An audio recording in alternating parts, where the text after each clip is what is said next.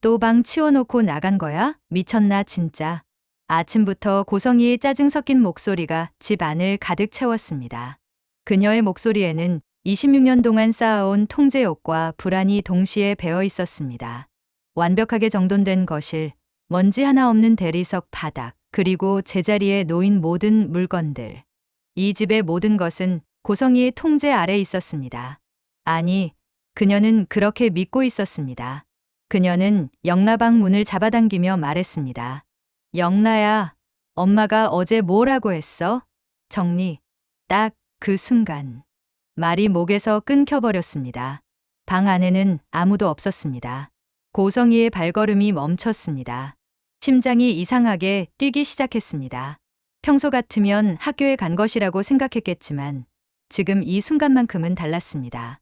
뭔가 잘못되었다는 본능적인 감각이 그녀의 온몸을 휘감았습니다. 본격적인 이야기 시작하기 전에 구독과 좋아요 꾹 눌러주세요. 옷장이 열려 있었고 화구 가방이 사라졌고 책상 서랍은 뒤집혀 있었습니다. 고성이는 천천히 방 안으로 들어섰습니다. 발걸음 하나하나가 무거웠습니다. 평소 딸이 아침마다 정리해 놓던 침대는 어질러져 있었고 책상 위에는 연필들이 흩어져 있었습니다. 하지만 가장 이상한 건 서랍이었습니다. 가장 아래의 서랍. 고성이가 절대로 건드리지 못하게 했던 26년 전. 비밀 서류들이 들어있던 금속 케이스가 텅 비어 있었습니다. 비어 있었습니다. 고성이는 그 자리에 얼어붙었습니다. 숨이 멎는 듯한 충격이 가슴을 짓눌렀습니다. 손끝이 차갑게 식어갔습니다. 그 서류함은 그녀만 아는 곳에 숨겨둔 것이었습니다. 영라도 남편 박진석도 그 누구도 이 서랍에 무엇이 들어있는지 몰랐습니다. 아니, 몰라야만 했습니다. 고성이의 입에서 무의식적으로 튀어나왔습니다. 이걸 누가 가져간 거야? 가슴이 급격하게 뛰기 시작했습니다. 짜증은 흔적도 없이 사라지고 그 자리를 날카로운 불안이 파고들었습니다. 26년 동안 그녀가 가장 두려워했던 순간, 그 비밀이 세상 밖으로 나가는 순간, 그 순간이 지금 바로 이 아침에 시작된 것일까요? 방바닥에 떨어진 종이 한 장. 그녀는 떨리는 손으로 줍습니다. 엄마, 미안해. 서로 상처 주지 말아요. 그 짧은 문장 하나가 고성이의 중심을 송두리째 흔들었습니다. 서로 상처 주지 말아요라는 말. 그 말은 영라가 이미 모든 것을 알고 있다는 뜻이었습니다. 쌍둥이, 유라, 보육원, 입양, 그리고 그날의 선택. 영라야? 그녀의 목소리는 공허한 방 안에서 허망하게 흩어졌습니다. 대답은 없었습니다. 오직 침묵만이 그녀를 에워쌌습니다. 고성이는 메모지를 쥔 손에 힘을 주었습니다. 종이가 구겨지며 작은 소리를 냈습니다. 하지만 충격은 아직 끝이 아니었습니다. 책상 위에 놓인 태블릿 화면에 방금 전에 재생된 CCTV 파일이 떠 있었습니다. 고성이는 다가가서 화면을 들여다봤습니다. 그리고 그 순간 그녀의 얼굴에서 핏기가 싹 빠져나갔습니다. 태블릿 화면을 본 순간 고성이의 심장이 멎었습니다. 새벽 1시 42분. 이 시간에 누가 캡모자를 깊게 눌러 쓴 인물, 얼굴을 숨기고 있어. 검은 마스크 너머로 보이지 않는 표정. 계획적이야. 이건 우연이 아니야. 집 주변을 천천히, 너무나 천천히 서성거리는 발걸음. 구조를 파악하고 있어. 창문 쪽을 향한 시선. 멈추지 않습니다. 31분.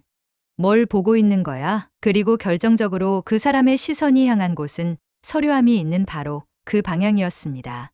고성이의 입에서 신음이 새어나왔습니다. 이 사람, 알고 있어.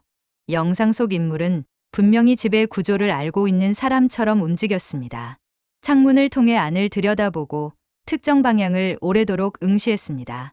마치 무엇이 어디에 있는지 정확히 알고 있다는 듯이. 고성이는 그제야 속삭였습니다. 누가 우리 집 안까지 들어온 거야? 손이 떨렸습니다. 아니, 온몸이 떨렸습니다. 태블릿을 쥔 손에서 식은땀이 배어 나왔습니다. 그녀는 영상을 되돌려 다시 봤습니다. 한 번, 두 번, 세 번. 볼 때마다 섬뜩함은 더 깊어졌습니다. 그리고 다음 순간 가장 무서운 가능성이 스쳐갔습니다. 설마 이 사람이? 말을 끝내기도 전에 전율이 척추를 타고 올라왔습니다. 남편 박진석. 26년 동안 그녀 곁에 있었던 남자. 그가 과연 이 모든 것을 알고 있었던 걸까요? 아니, 설마 그가 직접? 말도 안 돼. 이게 뭐야? 어디로 갔어? 순간 머릿속이 하얘지고 곧바로 치밀어 오르는 분노가 목젖까지 차올랐습니다. 불안은 금방 분노로 바뀌었습니다. 고성이는 늘 그랬습니다. 두려움을 인정하는 대신 분노로 덮어버리는 것. 그것이 그녀가 26년 동안 살아온 방식이었습니다. 그녀는 휴대폰을 들었습니다. 전화를 걸었습니다. 영나야, 당장 받아. 엄마야. 신호음이 울렸습니다. 한 번, 두 번, 세 번 하지만 연결되지 않았습니다. 신호음은 끝까지 이어지지 않았습니다. 꺼져 있었습니다. 고성이의 얼굴이 일그러졌습니다. 감히 날 피해? 날? 내가 감히? 평생 통제해온 것들, 딸, 집, 남편, 사회적 지위, 그 모든 것이 금이 가기 시작하는 느낌이 들었습니다. 고성이가 쌓아온 완벽한 성은 지금 이 순간부터 조금씩 무너지기 시작하고 있었습니다. 그 순간 현관 센서 경고음이 울렸습니다. 띠띠. 고성이는 화들짝 놀라 현관 쪽을 바라봤습니다. CCTV 모니터가 자동으로 켜졌습니다. 그녀는 급히 모니터 앞으로 다가갔습니다. 화면 속에는 어젯밤 11시 14분 누군가가 집 주변을 서성거리는 모습이 찍혀 있었습니다. 캡모자, 마스크, 얼굴은 보이지 않았습니다. 하지만 그 사람의 행동은 명확했습니다. 그는 단순히 지나가는 사람이 아니었습니다. 목적이 있었습니다. 그리고 그 사람은 창문 틈으로 고성이의 침실 쪽을 오래도록 바라보고 있었습니다. 고성이의 등골이 서늘해졌습니다. 누구지? 영나를 데려간 게 아니라면 나를? 하지만 그 생각은 곧 분노에 눌려버렸습니다. 고성이는 두려움을 인정하지 않았습니다. 인정할 수 없었습니다. 26년 동안 그녀는 모든 것을 통제해왔습니다. 두려움마저도. 누가 감히 우리 집 앞에서 기웃거려? 불안은 인정하고 싶지 않았습니다. 그녀는 늘 그랬습니다. 두려움조차 자존심으로 눌러왔으니까요. 고성이는 영나의 방을 마지막으로 한 번 더 훑습니다. 그때 시선이 멈췄습니다.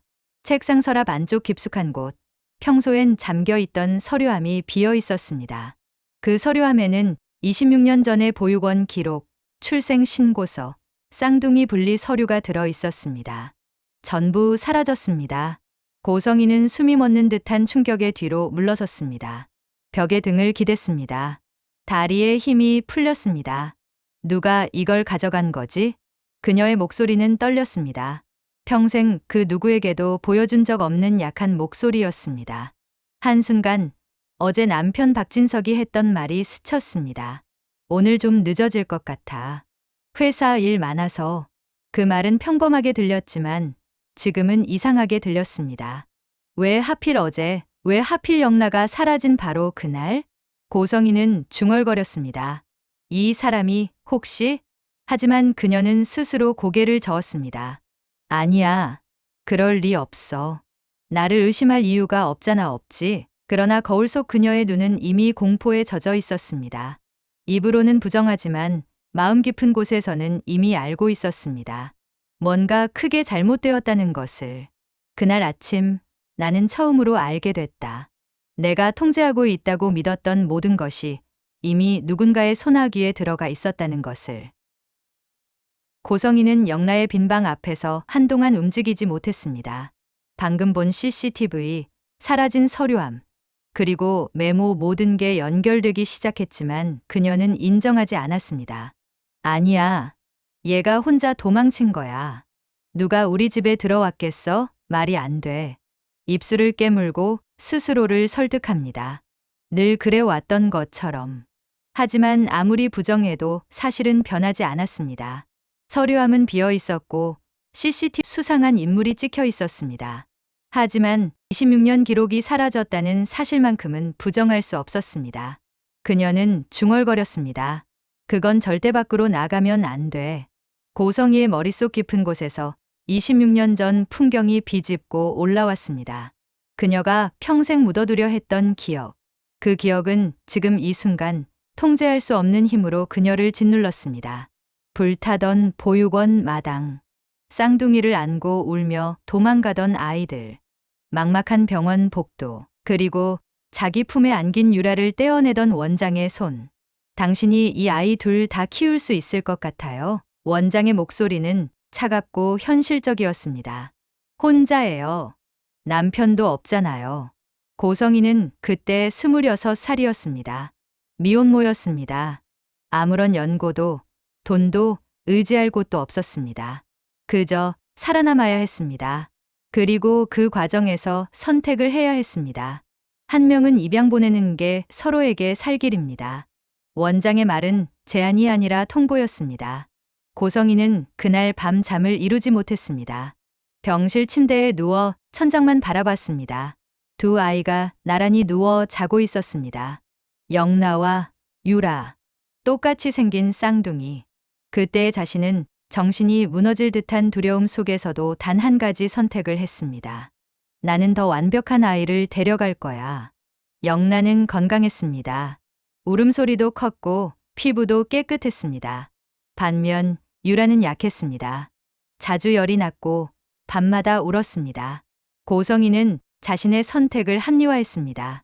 내가 둘 다 키울 수 없어. 한 명은 더 나은 집으로 가야 해. 그게 유라에게도 좋은 일이야. 그렇게 그녀는 유라를 입양 보냈습니다. 아니, 버렸습니다. 그 결정은 지금까지 그녀가 평생 부정하고 싶은 상처였습니다. 고성이는 머리를 세게 흔들었습니다. 그게 전부 옳은 선택이었어. 난 잘못한 적 없어. 나는 내 가족을 지키려고 한 것뿐이었어. 하지만 그녀의 숨은 점점 거칠어졌습니다. 부정은 오래 버티지 못했습니다. 26년 동안 쌓아온 방어막이 지금 조금씩 무너지기 시작했습니다. 그때 휴대폰이 울렸습니다. 번호 표시 없음. 고성이는 잠시 망설였습니다. 누굴까? 영나? 아니면? 여보세요? 잠시 바람 소리만 들리더니 낮고 낮은 남자의 목소리가 들렸습니다. 서류 잘 받았습니다. 그 한 문장에 고성이는 심장이 내려앉는 느낌을 받았습니다. 온몸의 혈액이 순간적으로 얼어붙는 것 같았습니다. 누구야? 당신 누구냐고. 고성이는 소리쳤습니다. 하지만 대답은 없었습니다. 뚝 전화는 끊겼습니다. 고성이는 휴대폰을 쥔 채 그 자리에 얼어붙었습니다. 서류를 잘 받았다는 말. 그것은 누군가가 그 26년 전 기록을 손에 넣었다는 뜻이었습니다.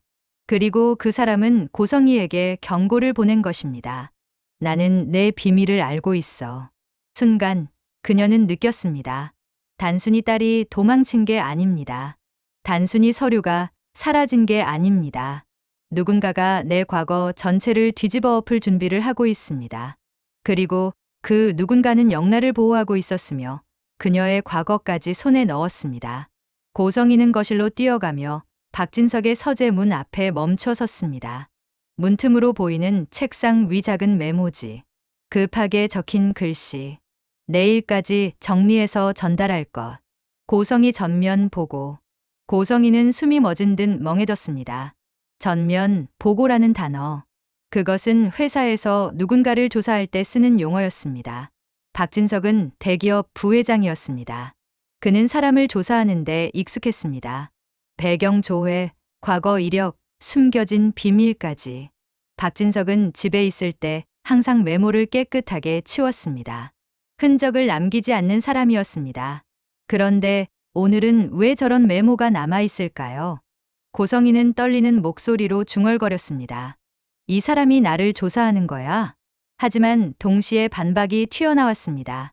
아니야, 그럴 리 없어. 나한테는 그럴 이유가. 그 말은 끝까지 이어지지 못했습니다. 왜냐하면 그녀 스스로도 알고 있었기 때문입니다. 남편이 진실을 알게 되었을 때 가장 먼저 무너질 사람이 바로 자신이라는 것을. 26년 동안 그녀는 박진석에게 자신의 과거를 숨겼습니다. 쌍둥이가 있었다는 사실도, 한 아이를 버렸다는 사실도, 보육원 화재 속에서 살아남았다는 사실도, 모든 것을 숨겼습니다. 박진석은 고성이가 깨끗한 과거를 가진 여자라고 믿었습니다. 그녀는 그렇게 연기했습니다. 완벽한 아내, 완벽한 엄마, 완벽한 사회인. 그 모든 것이 거짓 위에 세워진 성이었습니다. 고성이는 메모지를 부서질듯 움켜쥐었습니다. 누구든 좋다 내 비밀을 건드린 사람, 반드시 내 손으로 없애버릴 거야. 그녀의 눈빛에는 이제 공포가 아니라 광기가 서려 있었습니다. 추락에 대한 두려움은 곧 타인에 대한 증오로 바뀌었습니다. 고성이는 서재문 앞에서 한참을 서 있었습니다. 메모 한 장 때문에 이렇게 온몸이 떨린 적은 처음이었습니다. 전면, 보고, 고성이. 그 단어가 머릿속을 맴돌았습니다. 지워지지 않았습니다. 지울 수가 없었습니다. 그녀는 남편에게 전화를 걸었습니다. 통화 연결음이 울리는 동안 심장이 망치처럼 쿵쿵 울렸습니다. 손에 쥔 휴대폰이 땀으로 미끄러졌습니다. 첫 번째 신호, 두 번째 신호, 세 번째 신호, 그리고 여보, 왜? 평소와 같은 차분한 목소리. 하지만 지금 이 순간엔 그게 너무 낯설었습니다. 그 차분함 뒤에 무엇이 숨어 있을까요? 지금 어디야? 고성이는 최대한 평온한 목소리를 유지하려 애썼습니다. 하지만 목소리는 미세하게 떨렸습니다. 회사, 왜 그래? 그의 대답은 자연스러웠습니다. 너무 자연스러워서 더 의심스러웠습니다.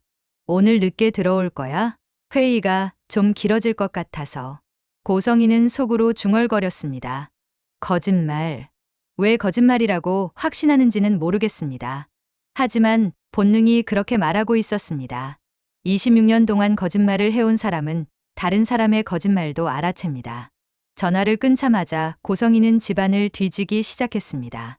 남편의 흔적, 서류, 녹음기, 위치 기록, 일정표 남편의 모든 행동이 갑자기 위장된 움직임처럼 느껴졌습니다. 서재 서랍을 열자 깔끔하게 정리된 서류들 사이에 눈에 띄는 봉투 하나가 있었습니다. 외부 자문 심층 조사건. 심장이 미친 듯 뛰기 시작했습니다. 손이 떨려서 봉투를 제대로 잡을 수가 없었습니다. 설마 나야?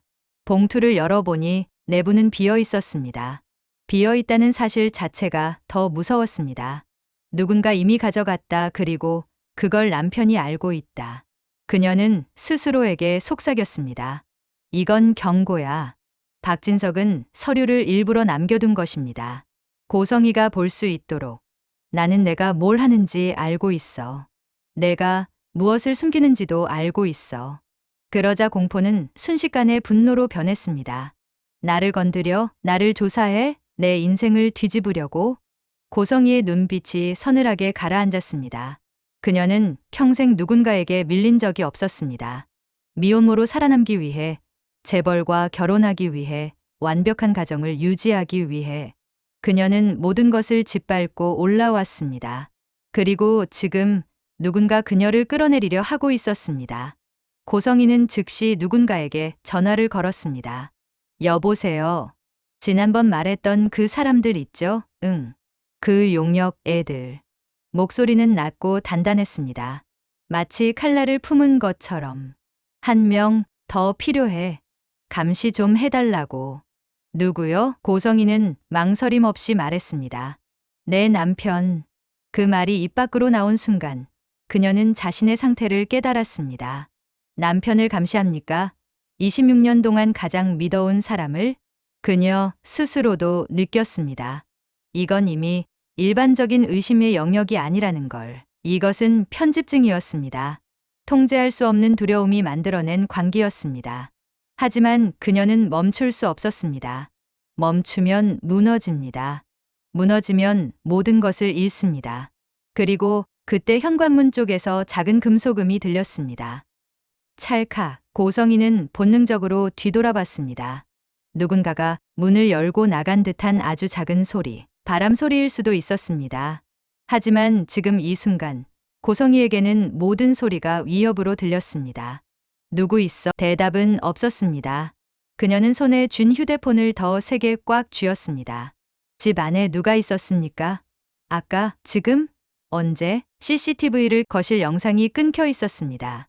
불과 3분 전 영상이 사라져 있는 채로 숨이 멎는 듯 했습니다. 이 집 더 이상 내 통제 아래 있지 않아. 고성이는 천천히 거울 앞으로 걸어갔습니다. 거울 속 자신의 얼굴은 처음 보는 낯선 사람처럼 일그러져 있었습니다. 눈 밑에는 다크서클이 깊게 패여 있었고 입술은 피가 날 정도로 깨물어져 있었습니다. 머리카락은 흐트러져 있었고 눈빛은 초점을 잃고 있었습니다. 이성은 이미 흐려지고 남은 것은 집착과 공포와 분노에 뒤엉킨 얼굴. 그녀는 낮은 목소리로 속삭였습니다. 나를 건드린 사람이 누군지 반드시 찾아낼 거야. 거울 속 자신이 대답하는 듯 했습니다. 그리고 내 삶을 흔든 사람은 모두 내 손으로 끝내버릴 거야. 고성이는 거울을 오래도록 바라봤습니다. 그 거울 속에는 26년 전 보육원에서 아이를 버렸던 26살 여자가 있었습니다. 그리고 지금 모든 것을 잃을 위기에 처한 50살 여자가 있었습니다. 두 사람은 같은 사람이었습니다. 그리고 둘 다 살아남기 위해서라면 무엇이든 할 준비가 되어 있었습니다. 박진석은 비서실 회의실 한쪽에서 서류 뭉치를 넘기고 있었습니다. 하지만 그의 눈은 문서에 머물지 않았습니다. 휴대폰에 표시된 메시지가 그의 시선을 붙잡았습니다. 탐정 회장님, 보고드립니다. 고성이 여사, 오늘 남편 감시 인력을 요청했습니다. 박진석의 입가가 아주 미세하게 굳어졌습니다. 그러나 놀라지 않았습니다. 이 모든 상황을 그는 예상하고 있었습니다. 아니, 예상을 넘어 계획하고 있었습니다. 그래, 결국 여기까지 왔군. 그가 버튼을 눌러 전화 연결을 했습니다. 보고 계속하세요. 오늘부터는 더 촘촘하게. 목소리는 흔들림이 없었습니다. 고성이가 남편을 감시하기 시작한 순간 그녀는 이미 패배한 거나 다름없었습니다. 의심은 증거가 되고 증거는 파멸이 됩니다. 박진석은 회의실 창밖을 바라봤습니다. 도심의 빌딩들이 햇살을 받아 반짝이고 있었습니다. 26년 전 그가 고성이를 처음 만났을 때도 이런 날이었습니다. 햇살이 따스하고 모든 것이 희망으로 가득했던 날. 하지만 지금 그의 마음속에는 희망 대신 냉정한 결의만이 자리 잡고 있었습니다. 박진석은 서재로 돌아오자마자 잠겨있던 서랍에서 한꺼번에 서류 뭉치를 꺼냈습니다. 서랍 안에는 수년간 모아온 증거들이 빼곡히 정리되어 있었습니다. 아이바구원 입소 기록, 보육원 화재 기사 스크랩, 쌍둥이 출생신고 누락 문서, 유라 입양 중개인의 진술서, 영나의 건강검진 조작 기록, 은호 동생에게 지급된 10억 송금 기록, 용역업체 허위 신고 녹취록, 지하주차장 CCTV 복제본. 모든 증거가 칠흑 같은 퍼즐 조각처럼 단단하게 쌓여 있었습니다. 박진석은 각 서류를 하나씩 꺼내 펼쳐보았습니다. 26년 전 아이바구원에서 발생한 화재 사건. 당시 보육원에는 26명의 아이들이 있었고 그중 2명이 쌍둥이 영나와 유라였습니다. 입양 중개인의 진술서에는 이렇게 적혀 있었습니다. 고성희 씨는 두 아이 중 한 명만 데려가겠다고 했습니다. 더 건강한 아이를 원한다고 명확히 말했습니다. 유라는 당시 폐렴 증상이 있었고 영나는 건강했습니다. 박진석은 그 문장을 읽으며 눈을 감았습니다. 숨을 깊이 들이쉬었습니다. 분노가 치밀어 올랐지만 그는 그것을 억눌렀습니다. 지금은 감정을 드러낼 때가 아니었습니다. 그는 조용히 읊조렸습니다. 이제 거의 다 모였어. 박진석은 소중히 보관해 두었던 유해를 하나 꺼냈습니다. 표면에는 손으로 쓴 작은 글씨, 고성희 26년 추적본. 그의 손이 USB를 가볍게 쓰다듬었습니다. 이 작은 저장 장치 안에는 고성희의 모든 거짓이 담겨 있었습니다. 26년간의 거짓말, 조작, 협박, 그리고 학대. 성희야, 내가 모르는 사이에 나는 이미 너보다 한 걸음 앞서 있었어. 그 목소리는 슬픔도 분노도 없는 완전한 결심의 목소리였습니다. 박진석이 이 모든 것을 알게 된 건 6개월 전이었습니다. 우연히 영나의 방에서 일기장을 발견했을 때부터였습니다. 그 일기장에는 영나가 겪은 학대의 기록이 빼곡히 적혀 있었습니다. 엄마가 또 나를 때렸다. 유라 언니 이야기를 꺼냈다는 이유로 엄마는 내가 완벽하지 않으면 화를 낸다. 나는 유라 언니를 대신해서 살아남은 아이니까 완벽해야 한다고. 엄마는 내 건강검진 결과를 조작했다. 나는 아픈데 서류에는 건강하다고 적혀 있다. 그 일기를 읽으며 박진석은 자신이 26년 동안 누구와 살았는지 깨달았습니다. 그는 사랑하는 아내가 아니라 괴물과 함께 살고 있었습니다. 그때부터 그는 움직이기 시작했습니다. 조용히, 철저하게, 한 걸음씩. 그때 전화가 울렸습니다. 탐정의 번호였습니다. 말해요. 탐정의 목소리가 다급했습니다. 회장님, 큰일입니다. 고성희 여사가 영라 양을 다시 데려갔습니다.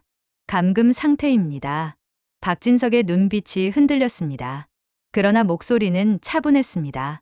확실해요? CCTV 복구 과정에서 장면 확보했습니다. 지금 영라 양 방 안에 갇혀 있습니다.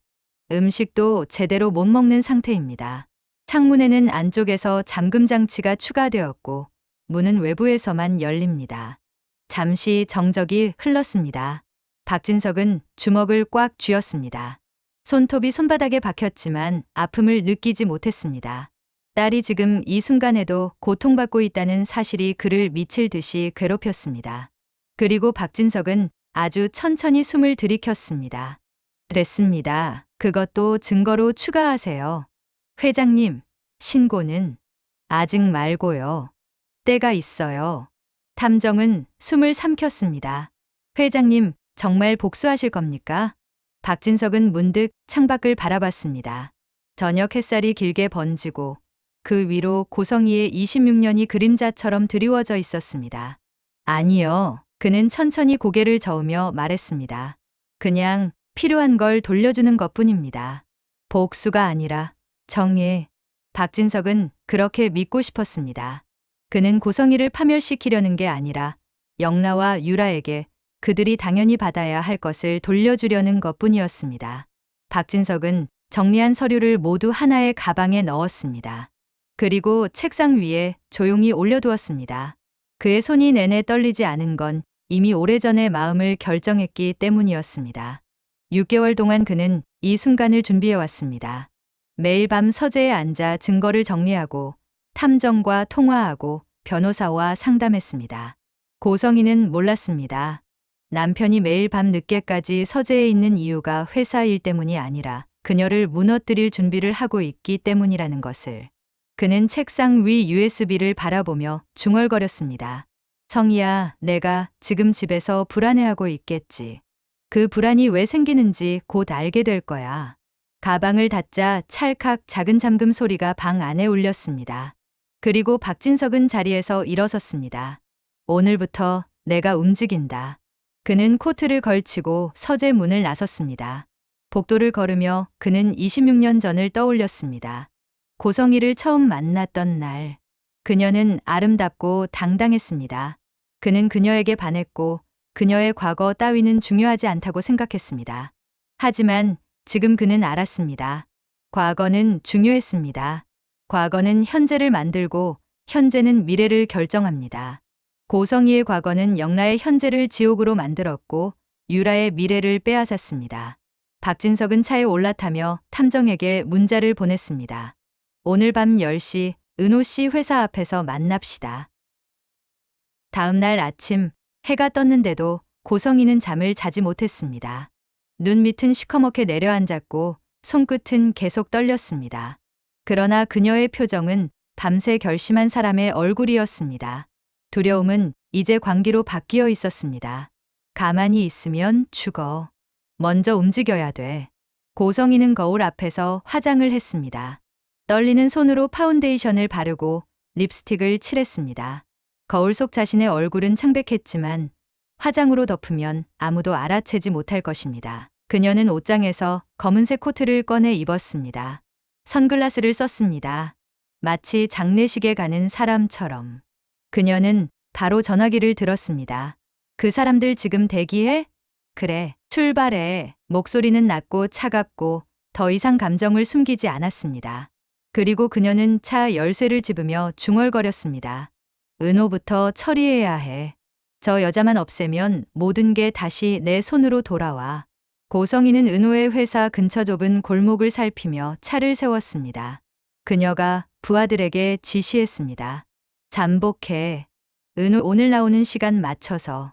검은색 승합차 안에 앉아있던 남자 2명이 고개를 끄덕였습니다. 그들은 고성이가 자주 고용하는 용역업체 직원들이었습니다. 질문하지 않고 지시만 따르는 사람들. 부하는 물었습니다. 접촉까지 할까요? 고성이는 단숨에 대답했습니다. 아니, 오늘은 그냥 내가 아직 살아있다는 것만 보여줘. 그 말은 곧 나는 너를 지켜보고 있고 언제든 공격할 수 있다라는 뜻이었습니다. 위협, 경고, 그리고 통제. 고성이는 은호가 영라에게 접근하는 것을 막아야 했습니다. 은호는 유라의 양육자였습니다. 그리고 유라는 영라의 쌍둥이였습니다. 만약 두 사람이 만나면 26년간 숨겨온 비밀이 완전히 드러날 것이었습니다. 그러나 이 장면을 멀리서 누군가가 직접 지켜보고 있었습니다. 검은 모자를 쓴 남자. 박진석이 고용한 사설 탐정이었습니다. 그는 골목 반대편 카페 창가에 앉아 망원렌즈가 달린 카메라로 모든 것을 촬영하고 있었습니다. 탐정은 조용히 이어폰에 속삭였습니다. 회장님, 보고 드립니다. 고성이 여사, 은호 씨 주변에서 움직이고 있습니다. 용역 인력 2명 대동했습니다. 서류를 정리하던 박진석은 그 말을 듣자 손을 멈추었습니다. 드디어 움직였군. 박진석은 바로 지시했습니다. 녹화하세요. 지금부터 고성이가 하는 모든 행동, 한 장면도 빠짐없이 기록해요. 탐정이 대답합니다. 네, 회장님. 그리고 한 가지, 고성이 여사가 오늘 새벽 누굴 만났습니다. 누구? 입양 중개인입니다. 26년 전 기록을 가진 사람. 박진석의 눈빛이 단단해졌습니다. 입양 중개인. 그 사람은 26년 전 유라를 입양 보낼 때 고성이와 직접 거래한 인물이었습니다. 박진석은 이미 그 사람을 찾아내 진술서를 확보한 상태였습니다. 녹취는 확보했습니까? 네, 그 사람 고성이 여사에게 이렇게 말했습니다. 그때 버린 기록 다시 찾으려는 겁니까? 그 말은 사실상 고성이의 26년 비밀을 완전히 확인해주는 증거나 마찬가지였습니다. 고성이는 자신이 유라를 버렸다는 사실을 스스로 인정한 것이었습니다. 박진석은 천천히 의자에서 일어섰습니다. 됐습니다. 이제 모든 조각이 맞춰졌네요. 그의 표정에는 슬픔도 미움도 없었습니다. 오직 마침내 끝낸다는 조용한 결심뿐이었습니다. 박진석은 창밖을 바라보며 중얼거렸습니다. 영라야, 조금만 더 기다려. 아빠가 곧 너를 구해줄게. 그는 26년 동안 영라를 제대로 지키지 못한 것에 대한 죄책감에 시달렸습니다. 딸이 매일 학대당하는 동안 그는 아무것도 몰랐습니다. 아니, 알려고 하지 않았습니다. 고성이가 완벽한 엄마인 척할 때 그는 그것을 의심 없이 믿었습니다. 하지만 이제 그는 알았습니다. 그리고 행동할 것이었습니다. 저녁, 은호가 회사에서 퇴근하려고 문을 나서는 순간이었습니다. 골목 끝에서 검은 차 문이 스르륵 열렸습니다. 그곳에 서 있는 사람 고성이. 은호, 그녀의 목소리는 낮고 삼켜진 분노로 젖어 있었습니다. 은호는 멈춰 섰습니다. 고성이를 보는 순간 본능적으로 한 걸음 뒤로 물러섰습니다. 그녀는 고성이를 알았습니다. 영라의 엄마, 그리고 유라를 버린 여자. 무슨 일이세요? 은호의 목소리는 떨렸지만 그녀는 최대한 침착함을 유지하려 애썼습니다. 고성이가 천천히 다가왔습니다. 당신, 내 딸에게 접근하지 마. 뭐라고요? 영라한테 연락하지 말고 만나지도 마. 그리고 고성이는 한 걸음 더 가까이 다가오며 속삭였습니다. 유라 얘기도 꺼내지 마. 은호는 숨이 멎는 듯했습니다. 고성이가 모든 것을 알고 있다는 뜻이었습니다. 영라와 유라가 쌍둥이라는 사실, 26년 전에 무슨 일이 있었는지, 당신이 유라를. 입 닥쳐. 고성이의 목소리가 날카롭게 골목을 갈랐습니다. 한마디만 더 하면 당신 동생 어떻게 되는지 알아? 은호의 얼굴이 창백해졌습니다. 동생. 고성이는 은호의 약점을 정확히 알고 있었습니다. 은호의 동생은 간 이식을 받고 겨우 살아남았습니다. 그리고 그 이식에 필요한 비용 10억을 댄 사람이 바로 고성이었습니다. 당신이 그때 그래, 내가 돈을 줬지. 그러니까 이제 당신은 내 말을 들어야 해. 고성이는 차갑게 웃었습니다. 조용히 사라져. 영라한테서, 유라한테서, 모두한테서. 그럼 당신 동생은 안전할 거야. 그때 동시에 반대편 골목에서 또 다른 차가 멈췄습니다. 문이 열리고 박진석이 내렸습니다. 둘은 서로 바라봤습니다. 목숨을 건 도박처럼 이미 되돌릴 수 없는 지점까지 와 있는 눈빛. 고성이의 얼굴이 굳었습니다. 당신이 여기 왜 있어? 박진석은 대답하지 않고 천천히 걸어왔습니다. 그의 손에는 검은색 서류 가방이 들려 있었습니다. 고성이는 본능적으로 알았습니다. 저 가방 안에 무엇이 들어있는지. 진서가, 그녀의 목소리가 떨렸습니다. 처음으로 두려움이 표면으로 드러났습니다. 박진석은 은호 앞에 멈춰 섰습니다. 은호 씨, 괜찮으세요? 은호는 고개를 끄덕였습니다. 박진석이 왜 여기 있는지 이해할 수 없었지만 그가 자신을 도우러 온 것 같았습니다. 두 사람의 발걸음이 은호를 사이에 두고 천천히 서로에게 향했습니다. 고성이는 뒤로 한 걸음 물러섰습니다. 진서가, 우리 집에 가서 얘기하자. 여기서 이러지 말고.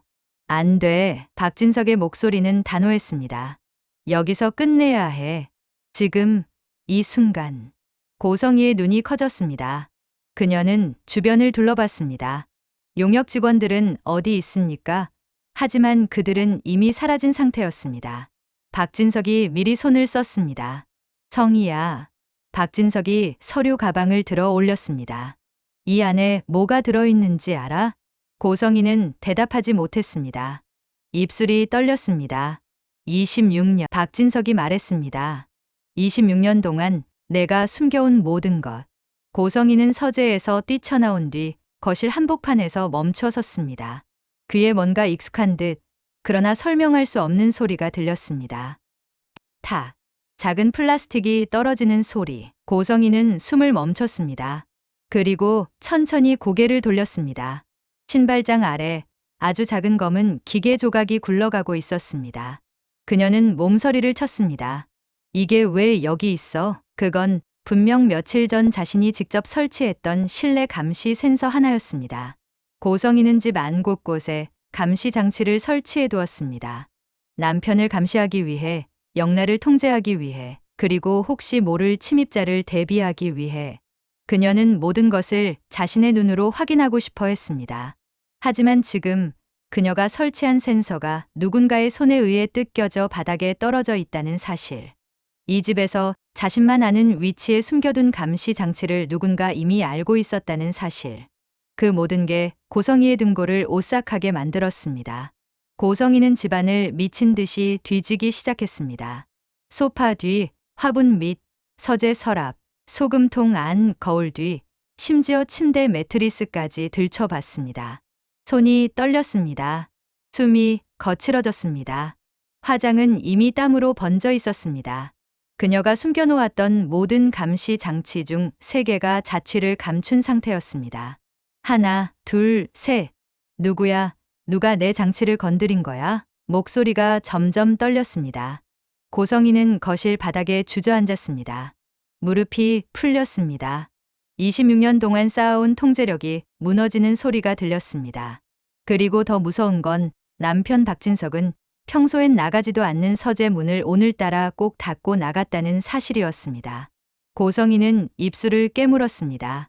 설마 진석이가? 그 생각을 부정해야 하는데 머릿속에서는 계속 그 장면이 반복되었습니다. 남편이 나지막히 말하던 목소리. 오늘 좀 늦을 것 같아. 회의가 길어질 것 같아서. 먼저 자고 있어. 그 말이 왜 지금 이렇게 섬뜩하게 들릴까요? 고성이는 천천히 일어섰습니다. 비틀거리며 부엌 쪽으로 걸어갔습니다. 부엌 쪽으로 걸어가던 순간 갑자기 귀를 때리는 듯한 울음소리가 기억 속에서 터져나왔습니다. 영라의 울음.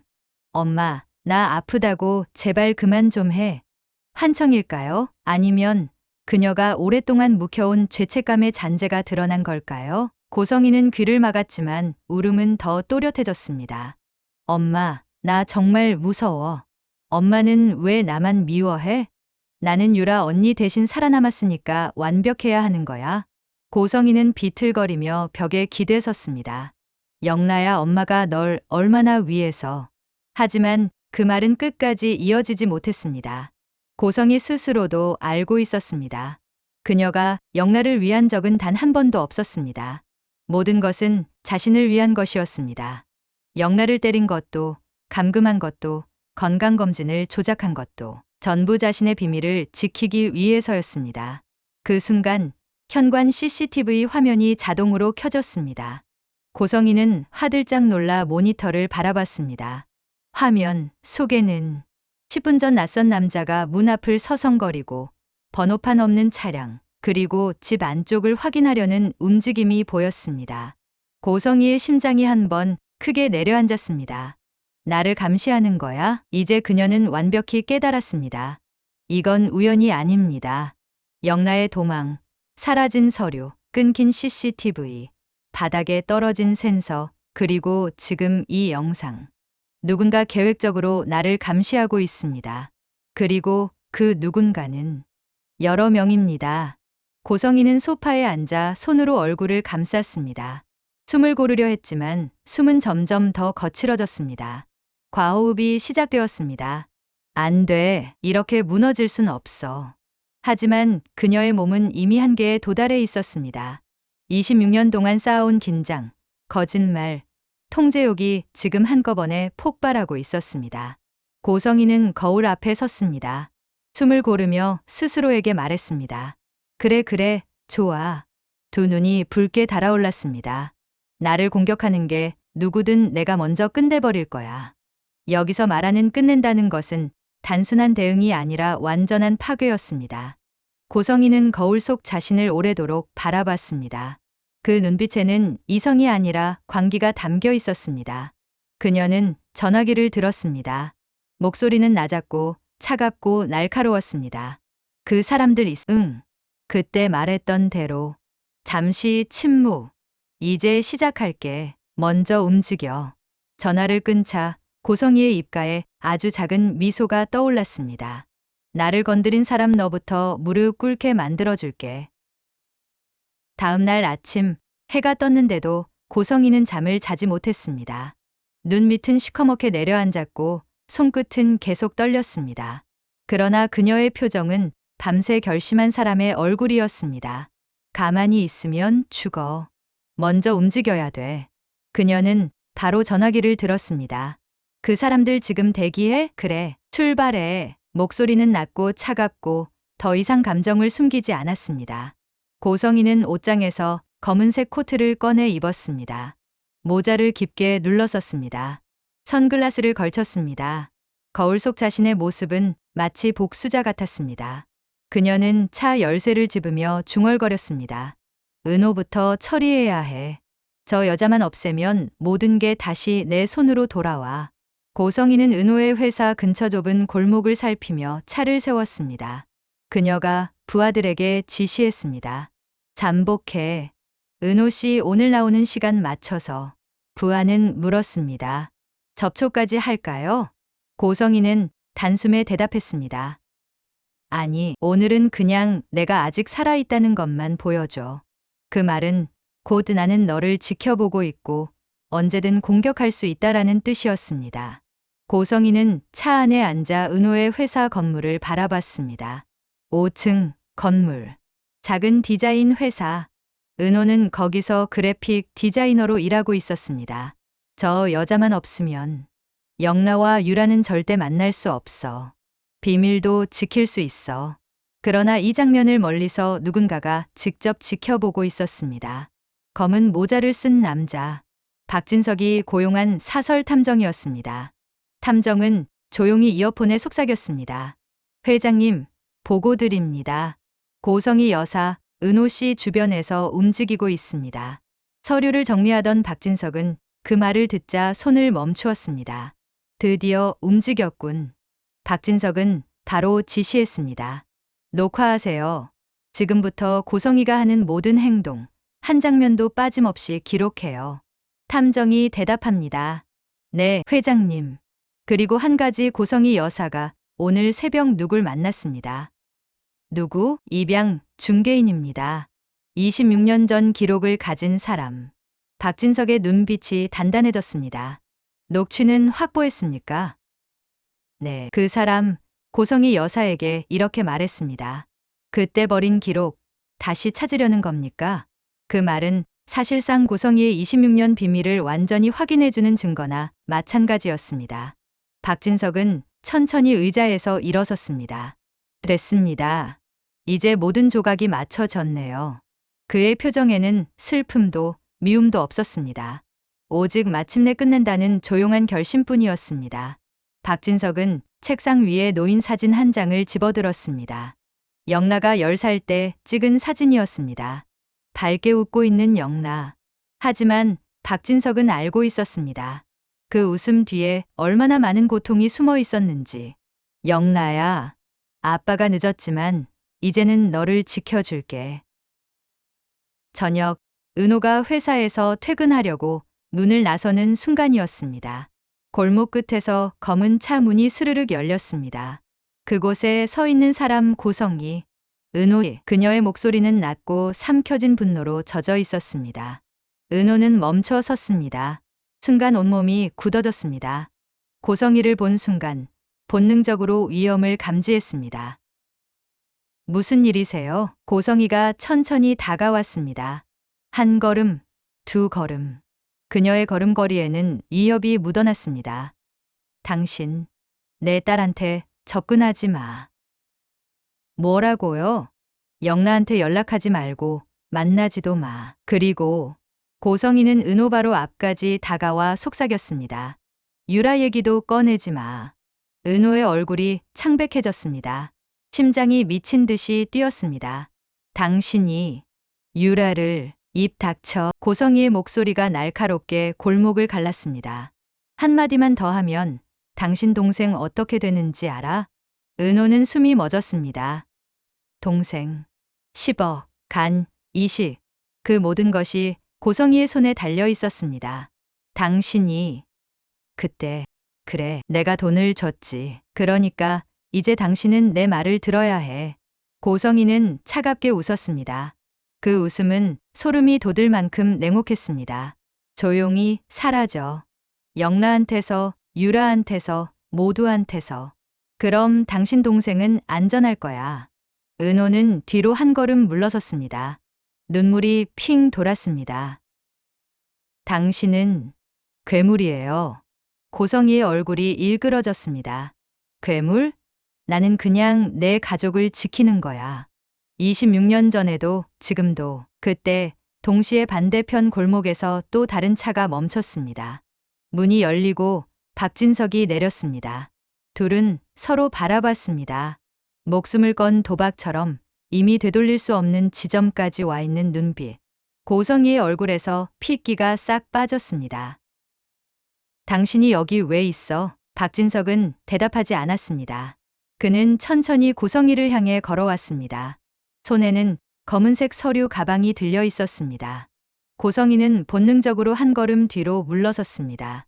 진석아, 이건 됐어, 성희야. 박진석의 목소리는 차갑고 단단했습니다. 더 이상 거짓말하지 마. 고성희의 손이 떨렸습니다. 무슨 소리야? 나는 26년, 박진석이 말했습니다. 26년 동안 나를 속였지. 고성희는 대답하지 못했습니다. 입술이 바르르 떨렸습니다.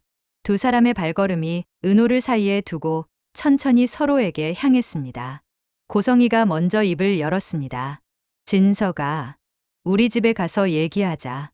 여기서 이러지 말고. 안 돼. 박진석의 목소리는 단호했습니다. 여기서 끝내야 해. 지금, 이 순간. 고성희의 눈이 커졌습니다. 주변을 둘러봤습니다. 용역 직원들은, 하지만 그들은 이미 사라진 상태였습니다. 성희야. 박진석이 서류 가방을 들어 올렸습니다. 이 안에 뭐가 들어있는지 알아? 고성희는 대답하지 못했습니다. 목이 메었습니다. 26년. 박진석이 천천히 말했습니다. 26년 동안 내가 숨겨온 모든 것이 여기 있어. 고성이는 뒤로 비틀거렸습니다. 안 돼. 그건 보육원 화재 기록, 쌍둥이 출생 신고서, 유라 입양, 서류, 영라 학대 기록, 은호 씨 동생 협박 증거, 용역업체 녹취록. 박진석이 하나하나 말할 때마다 고성이의 얼굴은 점점 더 일그러졌습니다. 그리고 박진석이 US 꺼내 들었습니다. 내가 영라를 감금한 CCTV 영상까지. 고성이는 그 자리에 주저앉을 뻔했습니다. 다리에 힘이 풀렸습니다. 진석아, 제발 늦었어. 박진석은 고개를 저었습니다. 6개월 전부터 나는 준비했어. 내가 영라에게 한 모든 것을 기록했어. 그리고 이제 그가 은호를 바라봤습니다. 은호 씨, 괜찮으세요? 은호는 눈물을 닦으며 고개를 끄덕였습니다. 네, 괜찮습니다. 박진석이 다시 고성이를 바라봤습니다. 성희야, 마지막으로 묻겠어. 후회하니? 고성이는 대답하지 못했습니다. 아니, 대답하지 않았습니다. 그녀의 눈빛에는 여전히 분노가 타오르고 있었습니다. 후회는 무슨? 그녀가 말을 끝내기도 전에 박진석이 말을 끊었습니다. 그래, 알았어. 박진석은 휴대폰을 꺼냈습니다. 그럼 이제 법이 판단하게 하지. 고성이의 눈이 커졌습니다. 진석아, 안 돼. 제발. 하지만 박진석의 손가락은 이미 번호를 누르고 있었습니다. 112점. 여보세요. 신고하겠습니다. 고성이는 비명을 질렀습니다. 안 돼. 진석아, 우리 딸 생각해. 영라 생각해. 박진석은 차갑게 말했습니다. 바로 영라 때문이야. 그 순간 멀리서 사이렌 소리가 들렸습니다. 고성이는 그제야 깨달았습니다. 이 모든 것이 계획이었다는 것을. 박진석은 이미 경찰을 불러놓은 상태였습니다.